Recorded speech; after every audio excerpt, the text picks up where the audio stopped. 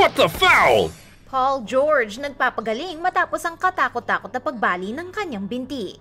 Ang Indiana Pacers All-Star na si Paul George ay nagkaroon ng Kevin Ware na fracture sa kanyang kanang binti sa US National Team Intra-Squad Scrimmage noong Biyernes sa Las Vegas. Naalala pa namin ang nakakakilabot na injuries na pinagdaanan ni Kevin Ware at Anderson Silva.